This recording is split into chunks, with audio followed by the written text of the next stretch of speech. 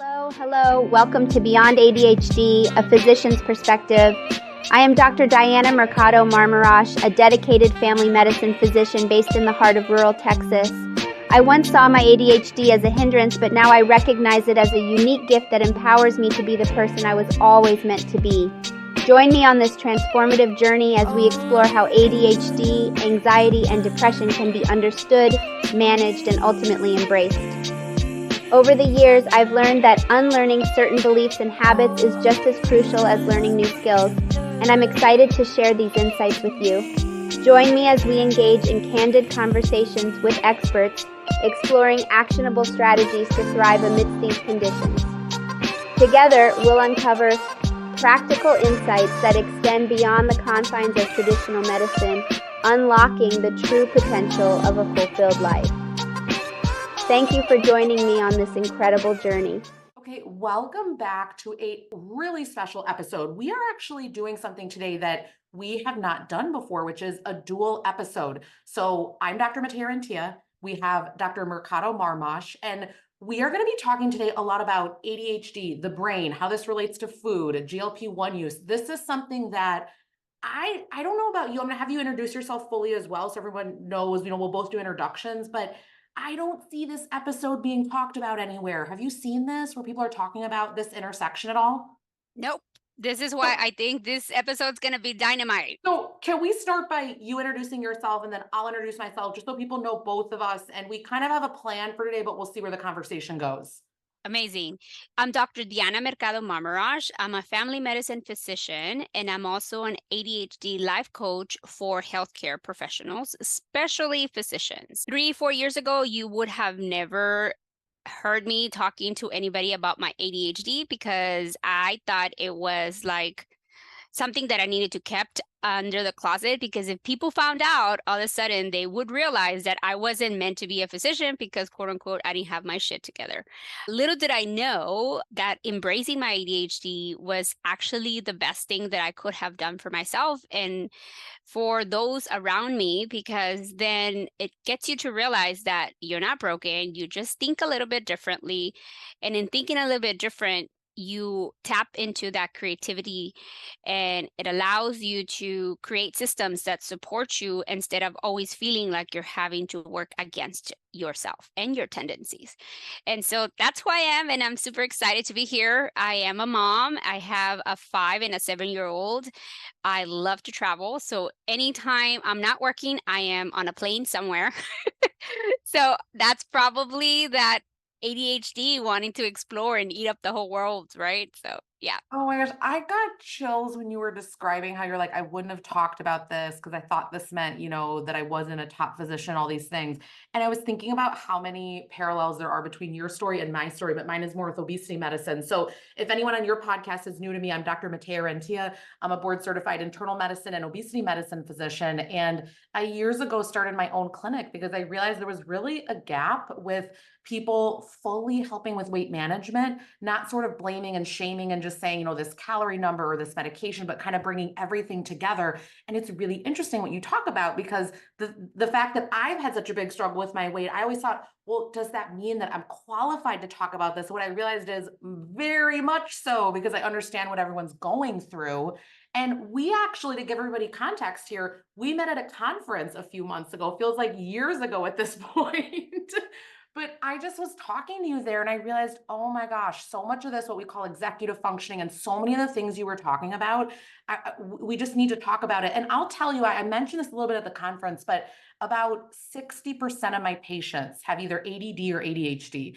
And so there's this huge overlap between if we're having trouble with emotional eating, impulse control, like all the different names, however you want to give it, sometimes the brain just processes things differently. And so I really knew that this is a conversation I wanted to definitely to have with you. So I'm wondering if we can just start with, if someone is neurodivergent, they have ADHD or any other type of, different ways of processing things, how, have you seen it get missed that someone has ADHD? Like, are there things that people are not aware of? Yes. Females tend to kind of be missed. If you're lucky to get the diagnosis as a kid, it's going to be labeled for a boy, because boys tend to have the tendency of being hyperactive. Females tend to be more inattentive. And so the hyperactivity, you can't miss the kid in the back of the room screaming, jumping, and but you'll miss the little girl who's shy or gets labeled as such, unaware that she's daydreaming or using that creativity, which then causes her to become inattentive. And so you might miss her because we just labeled her as shy, or she's doing okay, she's not struggling too much, it's not as obvious. And so it could be, and a lot of people have this misconception that ADHD equals dumb, or ADHD equals not smart, or ADHD equals lazy. It's not that, because whatever you are kind of passionate about, you will do despite how much it takes you to do it. And so let's say you are like me, who love to learn, right? So you might get missed if you love to learn, because you're going to do all your work quickly, but then I did have the hyperactivity, but I still got missed because I got labeled as chiflada, meaning like I was just too spoiled, right? And so so instead of getting help, I got labeled as spoiled. And I mean, it took my parents to come and sit there for me to try to behave like I behaved out of trauma, or out of fear of like getting Yes. my butt whipped, right? But Yeah. again, like, because I was quote unquote smart, I just get promoted into the following grades and following grades and following grades. And so it kind of got missed. And then later on, you get into activities where then you get missed. You just get so used to not overthinking or doing things.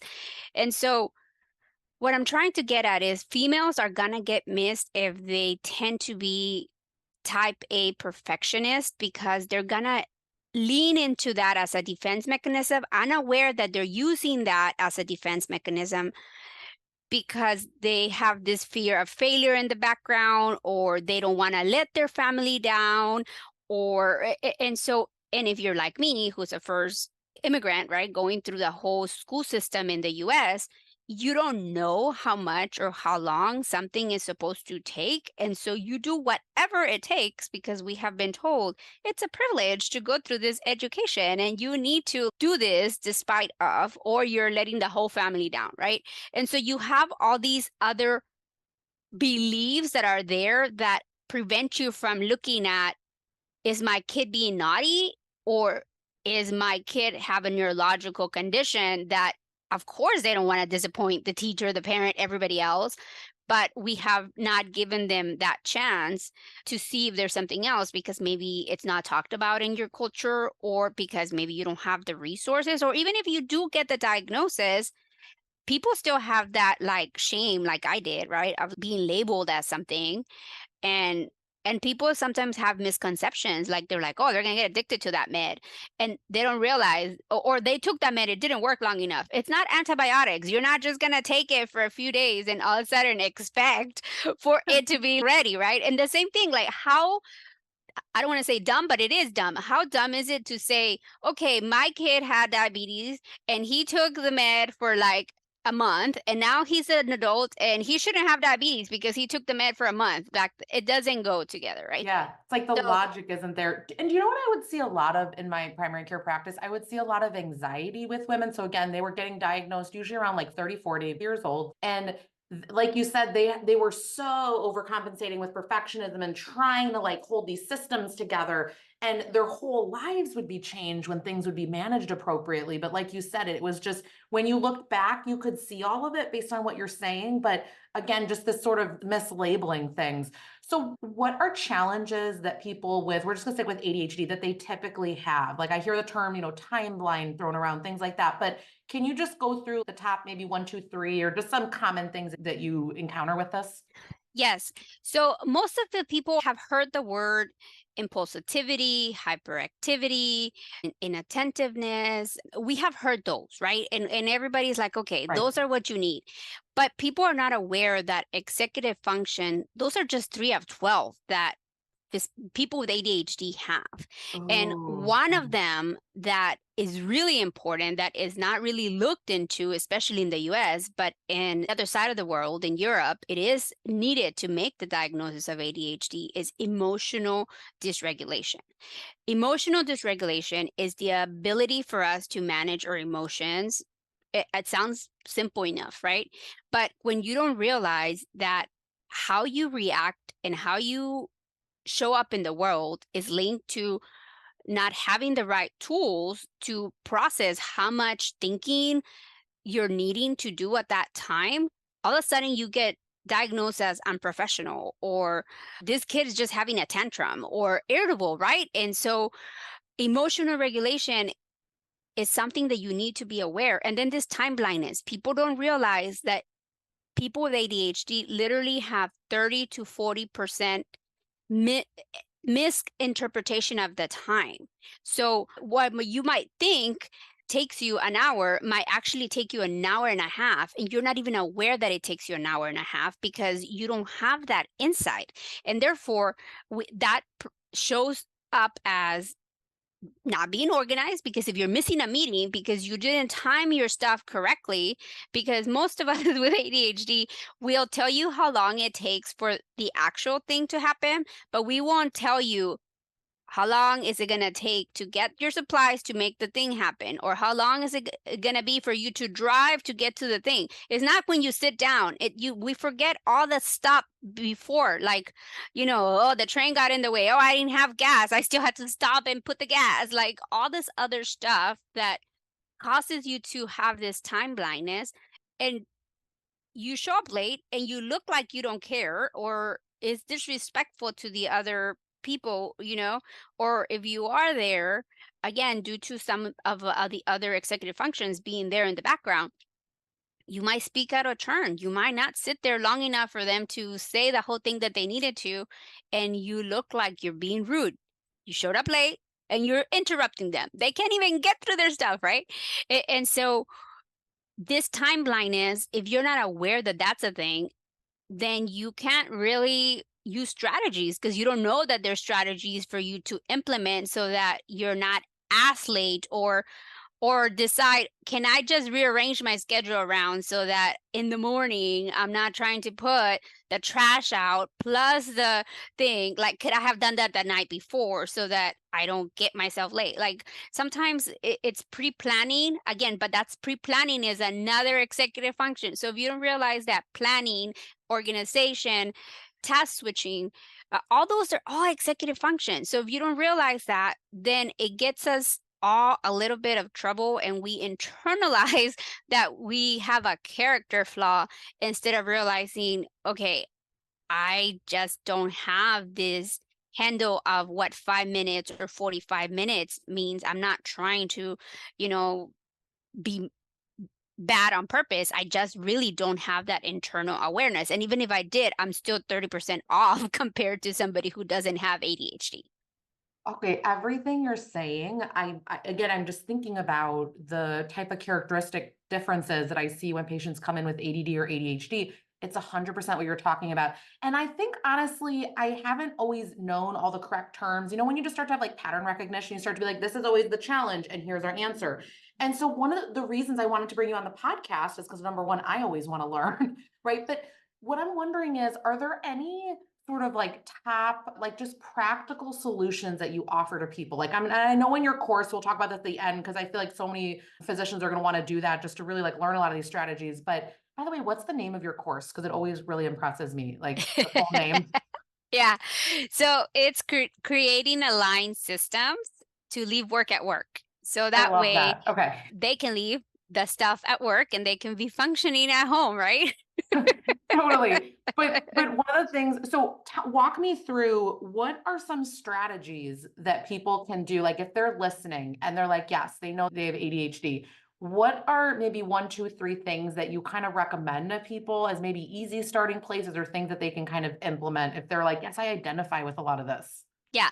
And so what I'm about to share, you don't have to have ADHD to implement. So even if you don't have ADHD, listen up, because this still applies, because I have had physicians, 20% of the people that go through my course don't even have ADHD, and they apply everything that I'm saying. And they're like, oh my God, I finally have a weekend off. I hadn't had one in 15 years, right? By the way, So I'm glad you bring this up because everything you said, I was like, but I like all of this. So I'm glad you like brought that up. yeah, because we live in such a culture that we are being asked to do so many things at one time. We all kind of feel like, man, I might have ADHD. And if any of this applies, please go check it out. You might, but you might not. You might just have like anxiety that's not managed well, or you're not sleeping well, or you have hypothyroidism, or like you might have other stuff going on. I don't want to pretend like ADHD everybody fits, but if some of this, just be curious and see what if you have never even thought about it. But okay, so top 3 things that they should do. Okay, we just talked about missing meetings. I know we all, when we talk about planning, we all like want to run the other way because we're like, I don't want to plan, because how much effort does it take to actually slow down, open a calendar, put it somewhere? And some of us, again, with a type A perfectionist tendencies, we want to map out every 5 minutes what we're doing. And again, we don't have that ability, or we purposely don't put that task switching buffer time in there. So then we're never running on time and we feel defeated without even starting. So, planning. It's always easier to look ahead than to try to make everything happen like that day. Like, so if on purpose, you could be like, okay, I want to do an oil change in 1 month from now. If you put it on your calendar, it might be easier for you to be able to call the dealership like 3 weeks. And you don't have to call right there and then. You could put it in your calendar 1 month from now, 3 months from now, I'm going to make the actual phone call. It might be easier for you to accomplish versus if you call that morning and be like, oh my God, I'm negative 2,000, right? Like, I'm overdue. Can you bring me in today? Like, they're going to probably tell you no, right? And so then you're pissed off. And so the more that you can at least, and for every 1 minute that you spend planning, it's like 30 minutes to an hour that you'll save that week. I know it sounds silly, but it really Oh, I is. love that. It I really love is that. that much, because if you're thinking ahead, then you might pay your credit card. Then you're not calling to ask to reverse the fee or all this other stuff that we pay in time, right? Like calling. How long do you wait when you're waiting to call? Like 20 minutes for them to pick up the phone. Like how much time do you, like we spend so much time, right? Or like, let's say you wanted to go to a conference or you wanted to just go on vacation and you haven't booked the flights. Like if you at least book the flights 3 months out, you don't even have to book a whole year. 3 months out, you get the best seats, you get the best deal. And it's the perfect spot. Book on a Wednesday. That's usually when it's the lowest. I'm telling you from that side note. Okay. Anyways, going back to planning is key. So anytime you can give yourself 3 minutes in the morning, 5 minutes in the morning to just start your day, what am I going to do today? Like, what is my intention? Because if you start driving without knowing where you're going, where are you going to go? Some people don't want to slow down to put the destination in the GPS, but then they drive around endlessly. And believe me, you'll do everything else that everybody else wants you to do, because that's how our brain works. We tend to turn off all the fires, but you never did what you needed to do, what you thought you wanted. And then you're exhausted at the end of the day, feeling like you didn't do anything because you didn't even know what you needed to do. And you did everything else for everybody else, because we have a problem saying no sometimes. So planning. Yeah. 1 hack. 2, I just told you about this time blindness. So buffer in some extra time in between your things. Like even if you don't want to plan everything, I say use a timer. Like your timer has to become your best friend. Using a timer to initiate, like it can break that task initiation. Like if you just say 3, 2, 1, start, like we all jump into action when we count down instead of counting up. So put a timer, put it for 5 minutes.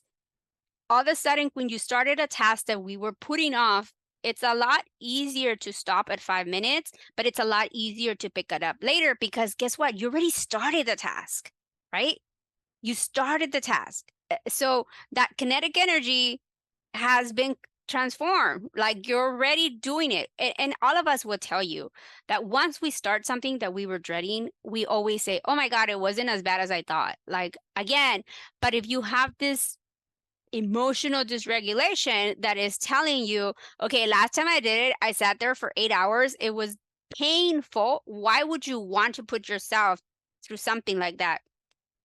Charting, right? Laundry, like dishes, right? Why would you want to put yourself through that if you feel it's painful? But if you have on purpose used a timer, and if timer is not your thing for you, set up your playlist, like 2 or 3 of your favorite songs. I can do this for 2 songs, or like that's how I do my dishes. Like I put on Shakira on the background and I'm like, I'm gonna listen to Shakira for 2 songs, and whatever I put in the dishwasher, I put it the next, and then I'll do it next time whenever I feel like it. Like because that to me that's boring. Like why do I have to do that, right? And so if I can find a way to make it a little bit more fun, a game, beat something, right? Tap into something else, then it just makes it less, right? So again, let's say you're having to write your note and you don't want to write the note.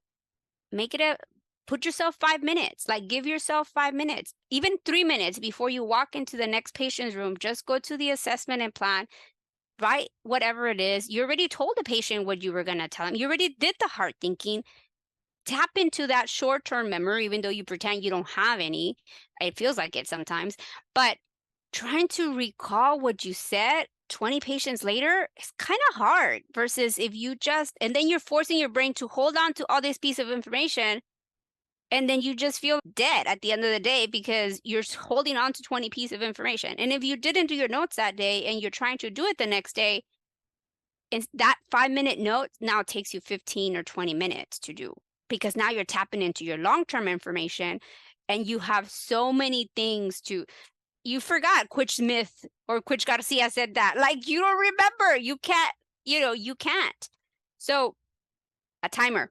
Timer is your best friend, whether it's to initiate a task, whether it's to try to complete a task, whether it's just to give you an awareness. I use my timer for my nurse to come and knock on my room 10 minutes into the visit. Am I going to be done? Of course not, especially with primary care physicians.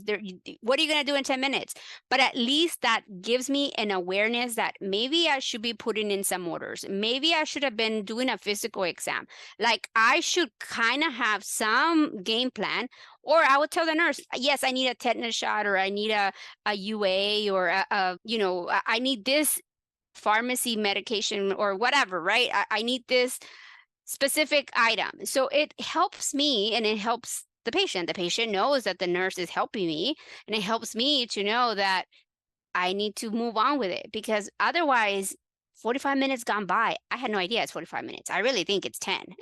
And so it's so interesting when you bring that up, because I think about how many things do I do during the day where I know the milestones, right? And I remember like back in the day when we would take exams, you would know by this question 100, I need to be 3 hours in. Like you would know sort of the, like, if I don't reach that, I'm not in a great spot. And so I love that you're bringing us up, like bringing intentionality to that. I can think of the same thing in visits for myself as well, where I know like by this time we need to be wrapping it up. Otherwise we can't make the next appointment. And so I'm aware of that, but like bringing intentionality to that, if that's not automatically part of something that's like that you're used to, how that can be learned. I think that's inspirational really with the timer and everything.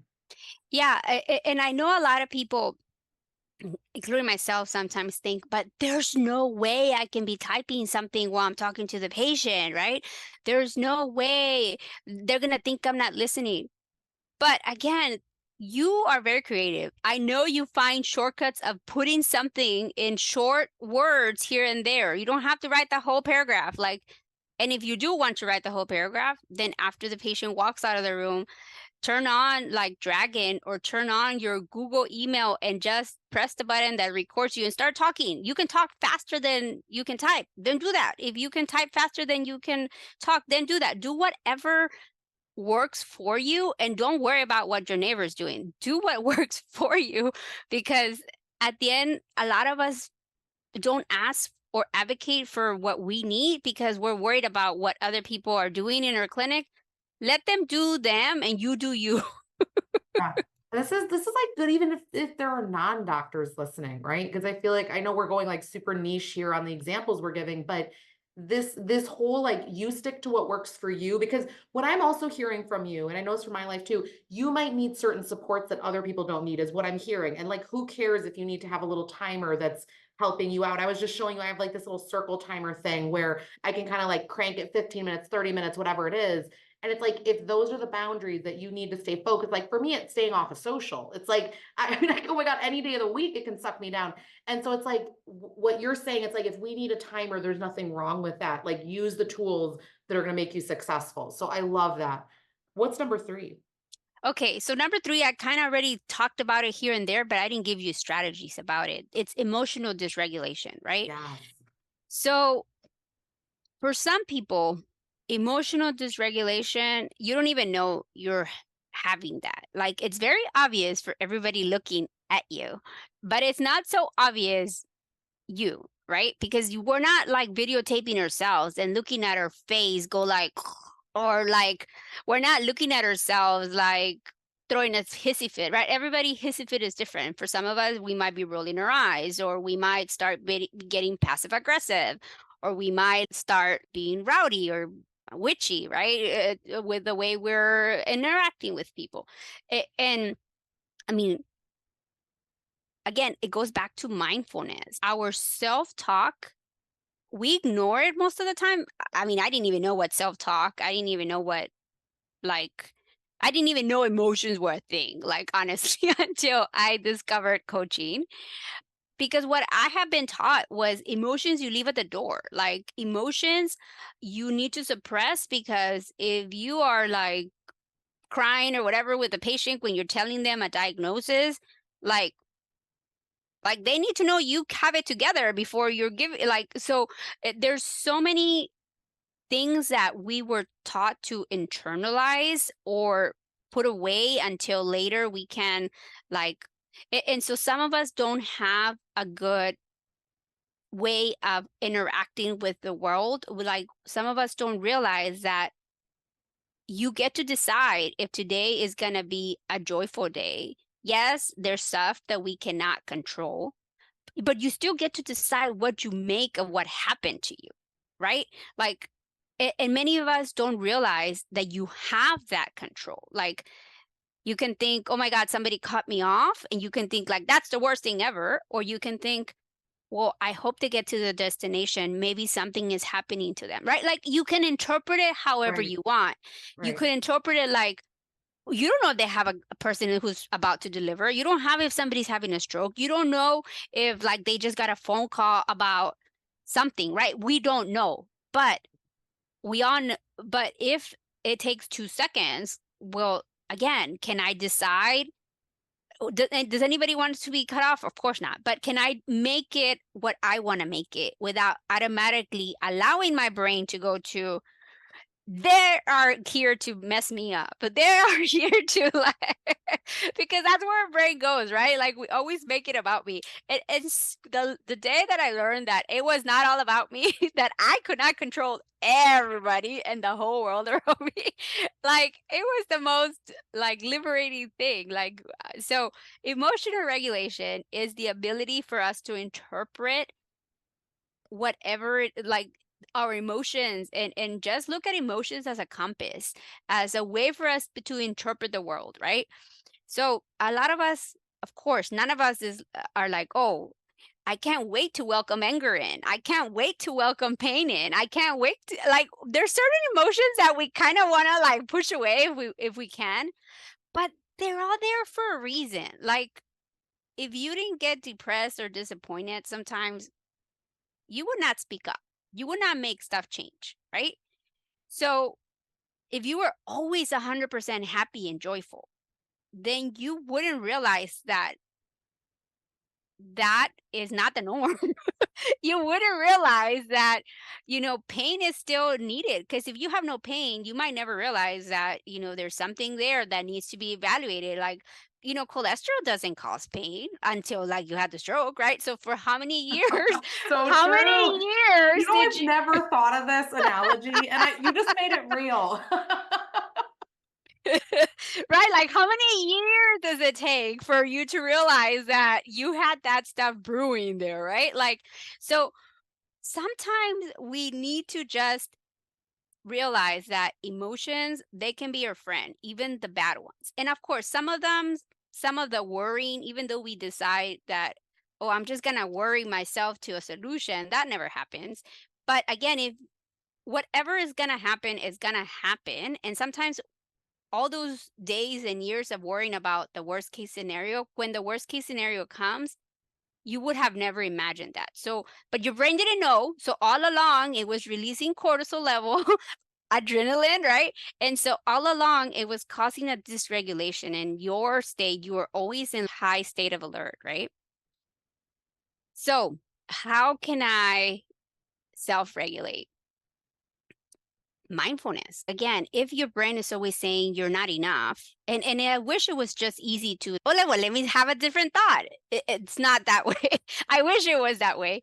But what if you say, I am learning to blah, blah, blah, right? Like, I am learning to do one or two things at a time. I am learning to embrace my strengths. If you say I'm learning to, and even though you haven't arrived where you want to, that self-talk already makes a difference.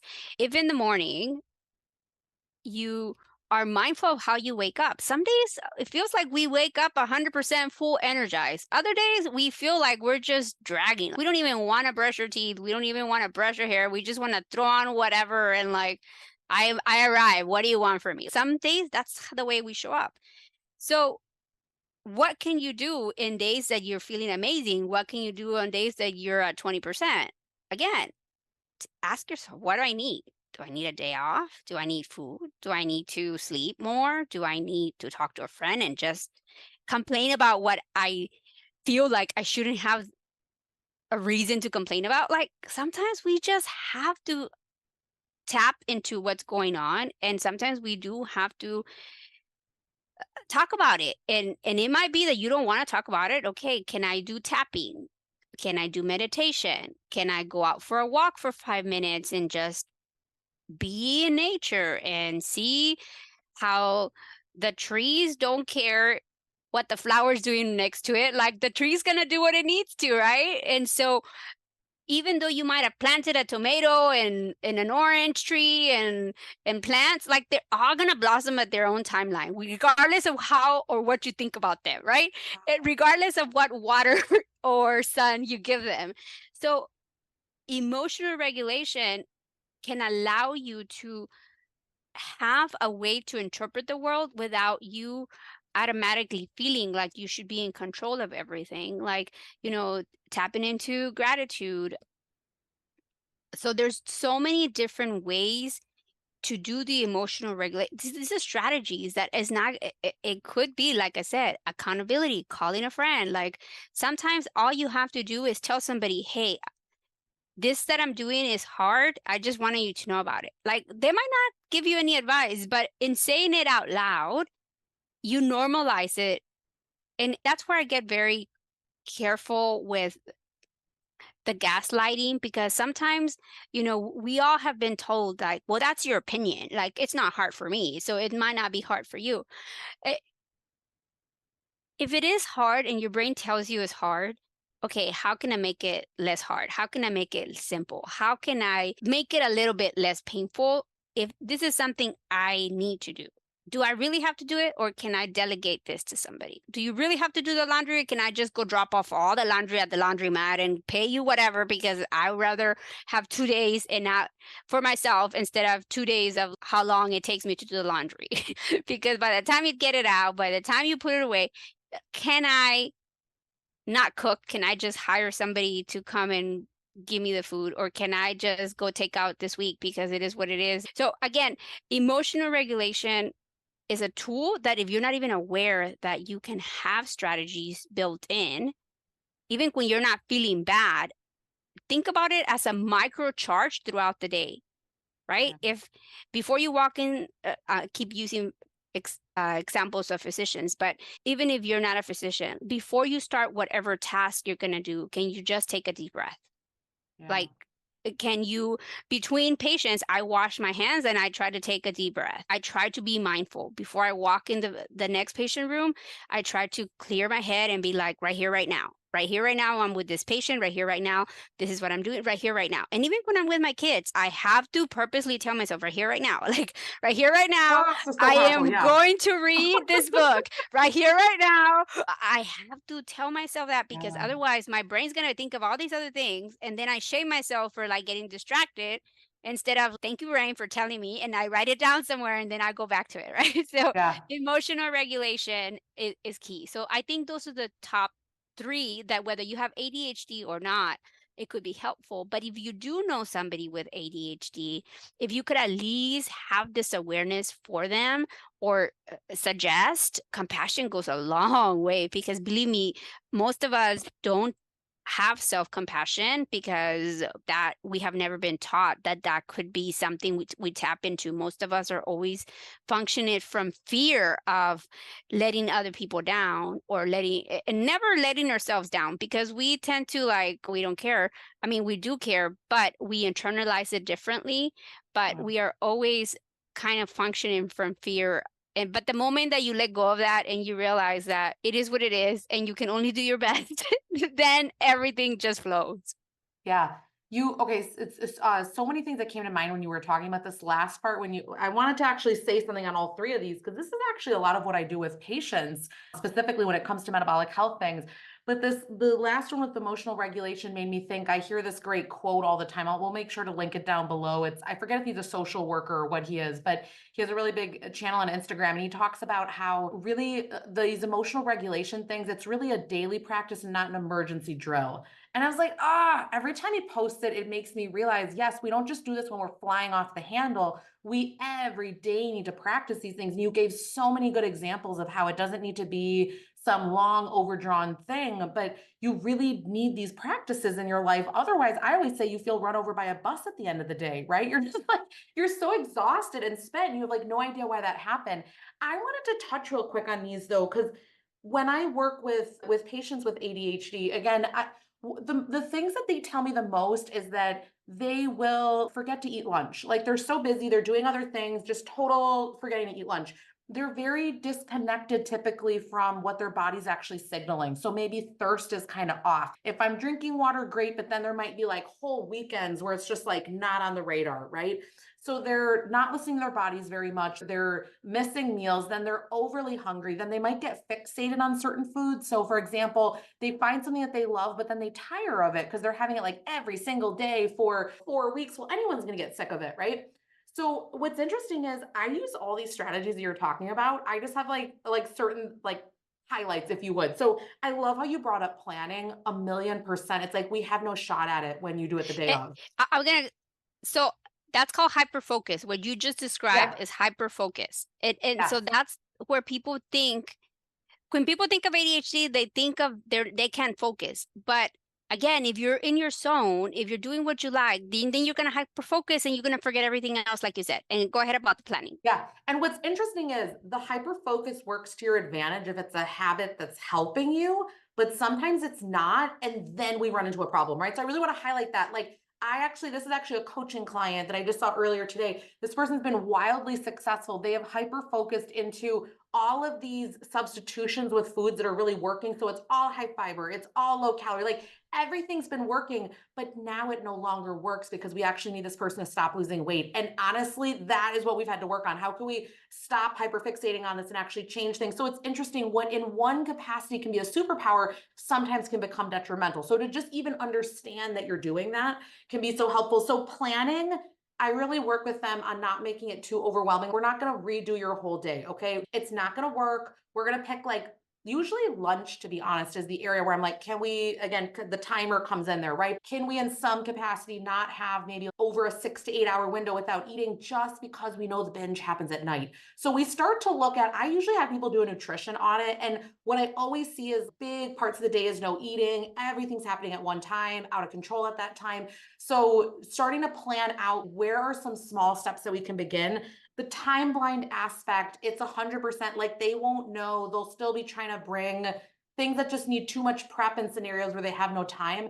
So again, I think with me, it's all about like very slowly working on things. I'm really big into experimenting with all patients, but specifically with ADHD, and being like, let's try this week. Does it work? Yes or no? Okay, let's switch it. Why? Right? And we can kind of learn those things.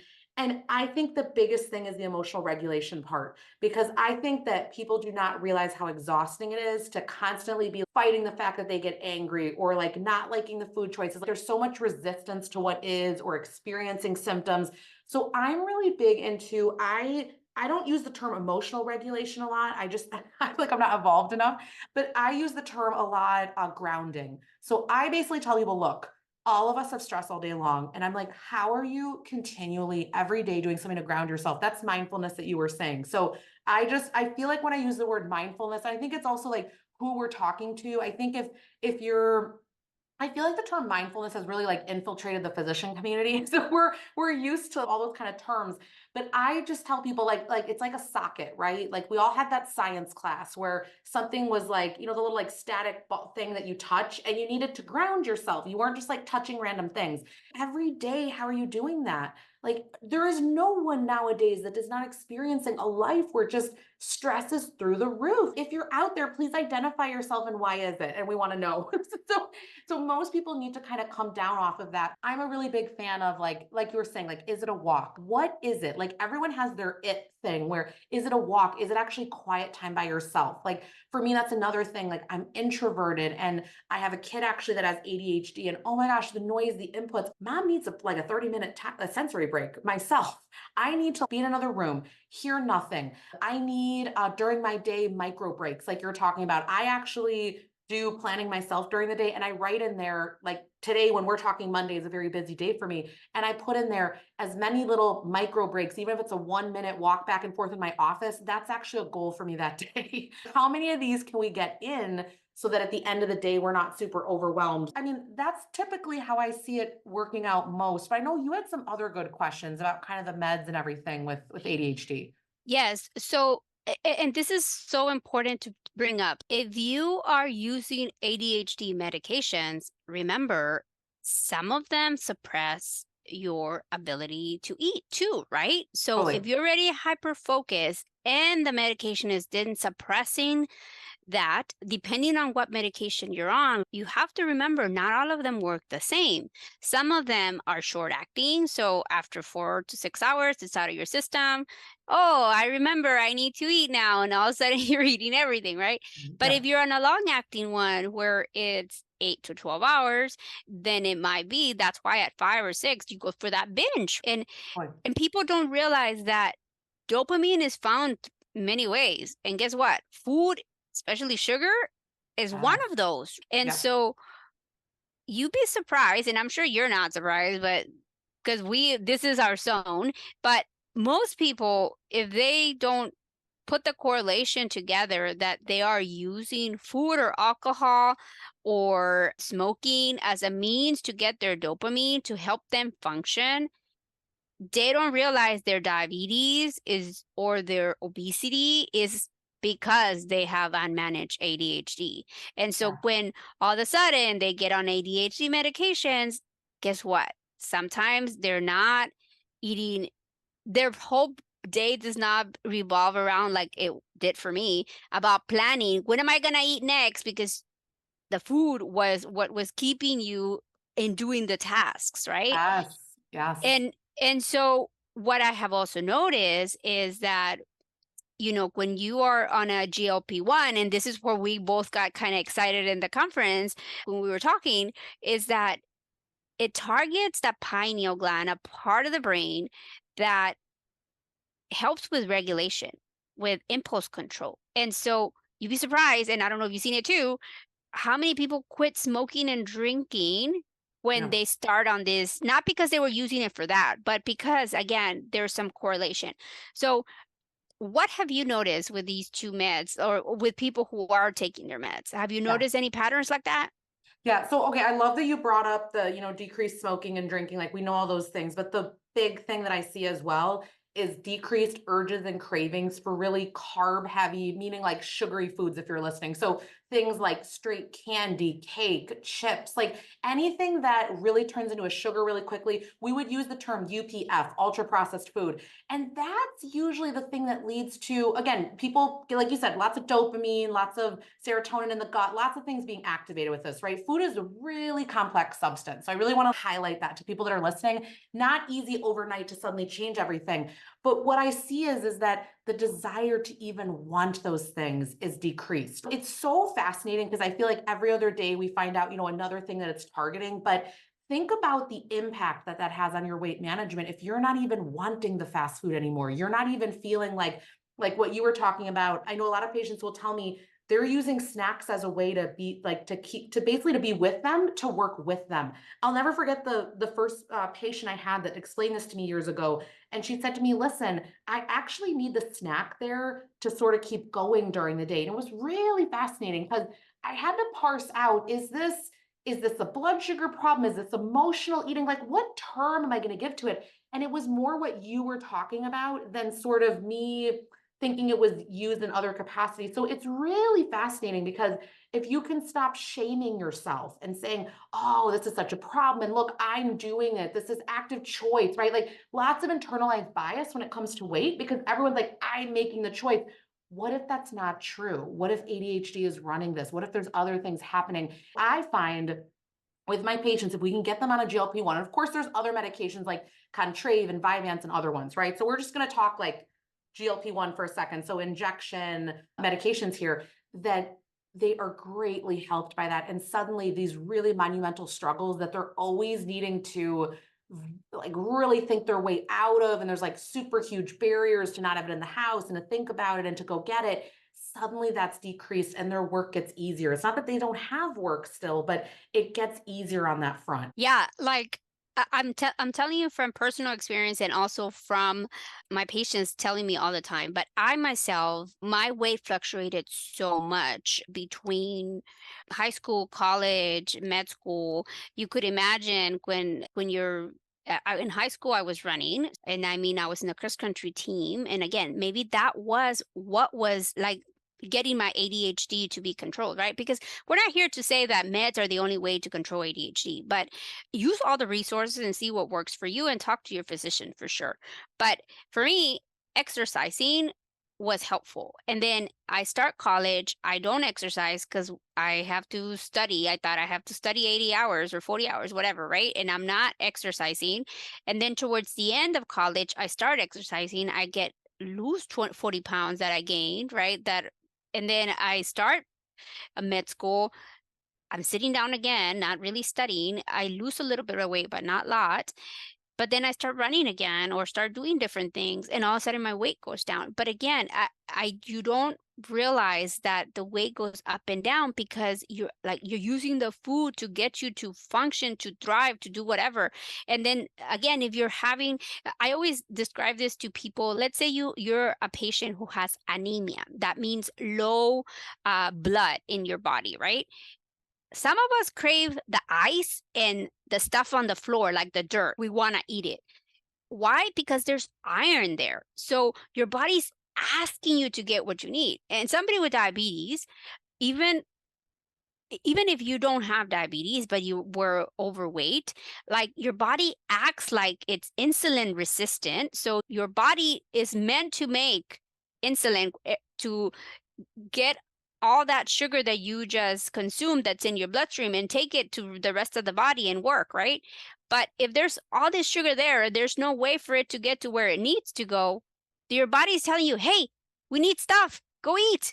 We need stuff. Right? Isn't Right? that so ironic that like it thinks it doesn't have it, you've got a bunch of it, you're not listening to it. Totally. This is that resistance part, right? But something that you bring up is really good. And I think Like really being curious, how am I using food? Is it that because there's just very different patterns. It's like, am I always hungry and never satisfied? That's more of like an insulin resistant picture. Is it that I'm using it for attention? Is it that I forget big periods of time? Something that's ironic is, forget GLP-1s for a second, but the other ADHD medications, because I have a lot of patients on that. What's interesting is, even though they might not be hungry, or again, it's helping in certain ways as far as appetite regulation, they do not have aversion. So majority of them, if we schedule it, can still get a smaller healthy meal in. So what's interesting is sometimes people will tell me, well, like, I legitimately would like gag if I try to eat, right? Like they like literally would not be able to. That's usually not the case that I see with not everybody, but like with majority of my ADHD patients. So we can plan a little something so that they're not overly hungry in the evening time when it wears off. So there are strategies that you can use. Yeah. Awesome. Yeah. So, I mean, I think we can keep talking and talking about this forever, but what would you like to give? Like, what are your top three hits or like takeaways that you would tell your patients? So you said the planning. Yeah. What else would you suggest for them? It's so funny. I think we're talking about the same things. We're gonna end up having the same list. But no, here's my number one tip. You need to learn what your pattern is, and then we slowly adjust it. So I would not recommend doing large corrections because it doesn't end up sticking around. So my number one thing to recommend, let's say that you're working on your relationship with food, maybe you're working on bringing your weight set point down. Number one would be do a nutrition audit. Do not judge and shame. There's no point in that. We're literally wanting to see what you eat, when you eat, and what you drink and when you drink it. So I want to know, are you sipping a latte all morning long? Everything is going to be a clue. So number one, I want you to write it out for 2-3 days, literally just because we want to be a detective about it. Okay, then that number two, once you've done that nutrition audit, the second thing I want you to do is to look at one area that you can up level it and bring in there a planning technique or a timer. So usually it's going to be a forgotten meal or a meal that's entirely carb because you're so low energy in the afternoon. You're always going to the break room. Instead of judging the pattern, I want you to think, why is this happening? Because we only keep doing things because it serves us. Like if I go back 6-7 years in the clinic, when I was doing primary care, there would be all this, I'm just gonna say, like all this junk in the break room. Like it was always like cookies and cake and like, oh my gosh, I don't even know how we were like 24/7 supplied with this stuff. It was like a clinic of Especially at 2 or 3 o'clock, right? yes. And it was so funny. It would always be there, except the 1 or 2 days when you were really dying and needed something, then it wouldn't be there. But my point is, you would go there because you were exhausted, you were tired, you'd missed lunch, you were like energetically on the floor, maybe your sleep was horrible. Something was going on. And if we can stop judging and just figure out, how can I solve for this problem? So that's going to be the planning and the timer part. And then step three is going to be, we need to get curious. Things are often not going to work. And instead of making that a problem, can we just get creative with other ideas? So another thing that I see with ADHD patients, when it's too complicated, things fall apart. They don't do well with like 50 ideas. So most of my patients with ADHD, I literally this past week, one of my patients said, listen, I've gotten really sick of lunch. And this person also has a lot of different like food sensitivities and aversions, like textures and different stuff like that. And so literally we went through two things that this person could try out. We didn't give a list of 100. It's too overwhelming for any of us, but also with an ADHD brain. So how can you really pare it down and always get down to, there's just one thing I'm going to try? And don't let yourself think that it needs to be 50. Does any of that resonate with you, or do you see any of that with your patients? Yes.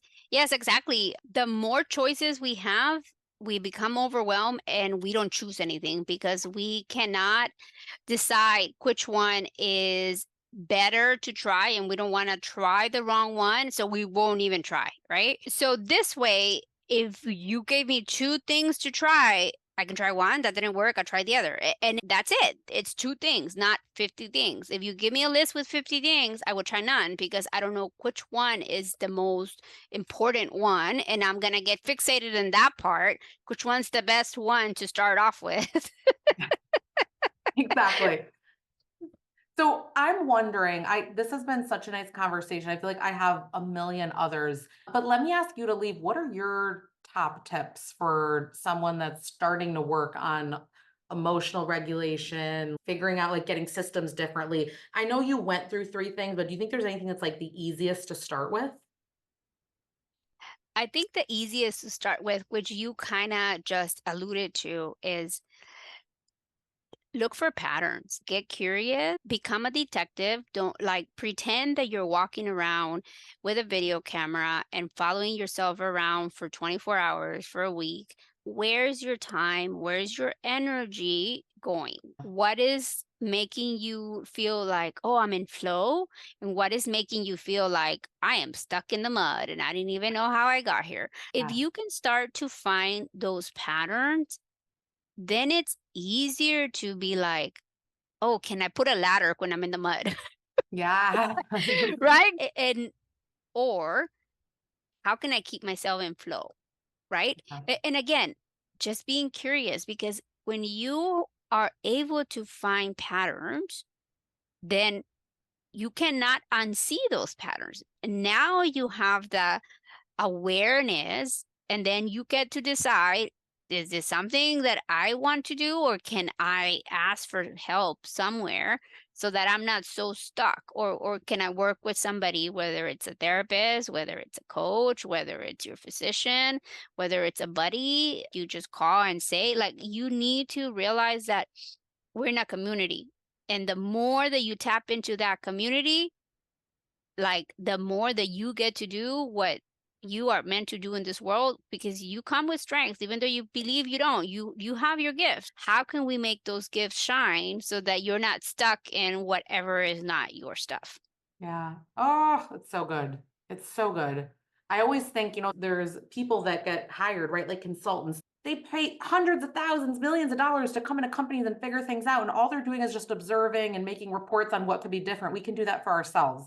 Like if you paid yourself $200,000, could you figure it out? I think you could. I think you could if it was high priority, right? So it's just like, but being open and being able to experiment. This was so great today. I'm so glad that we got to have this talk. Can you tell first everybody on my podcast, how can people find you? Tell us about your course. Just tell us all the things, podcast, all of it. Sure. Yeah. So you can find me at Beyond ADHD, a physician's perspective.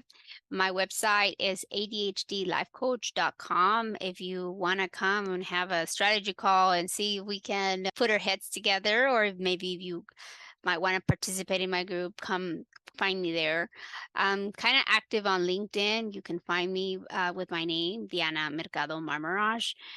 So yeah, reach out and we can definitely try to put our brains together to work this out. Or if you have a practice, or if you have, you're looking for somebody to come talk to your whole program so that it doesn't seem like it's just about you, we can definitely make something happen as well. Now, can you tell my listeners where they can find you? Because I'm sure they're going to want to learn more about how all this metabolic stuff is connected with ADHD. Yeah, first of all, you read my mind because I was like, well, you need to come into my clinic. You know how I bring a specialist in every so often? I'm like, future talk. I know I already talked to you about this. I am actually on all social, most active on TikTok and Instagram, Matthea Rentea MD. So again, we'll have probably all the links below everything. So that's where I make a lot of videos, a lot of content. The best way to find me is renteaclinic.com. So I have a clinic that serves metabolic health for Indiana and Illinois, but I also have on there a lot of resources if you don't live in those states. So there are different programs that I run several times a year, different coaching sessions, things that I can help support your metabolic health, even if you're not under my medical care. So obviously I wouldn't write a medication for you, but I hate to say it, one of the main reasons I got out there to have a podcast, The Obesity Guide with Matthea Rentea MD, it's because this education doesn't exist enough. Same with what you're doing, right? And so we won't be able to work with everyone, but at least in some capacity, there's good education, or you can get this information so you can ask your doctor the questions that you need to. I think in a lot of the same spirit that you have, I just wanted people to be able to learn about this stuff, even if they couldn't work with me. I think that's why we clicked, because we're here talking about what seems so obvious to us, but it's not so obvious for everybody else. And unfortunately, we found out about it because we had to help ourselves along the way. Yes. And so we're here to help you advocate for yourself so that everybody Yes. wins. Well, thank you so much. This has been so great. And I'm so excited for everyone to get to learn all of this.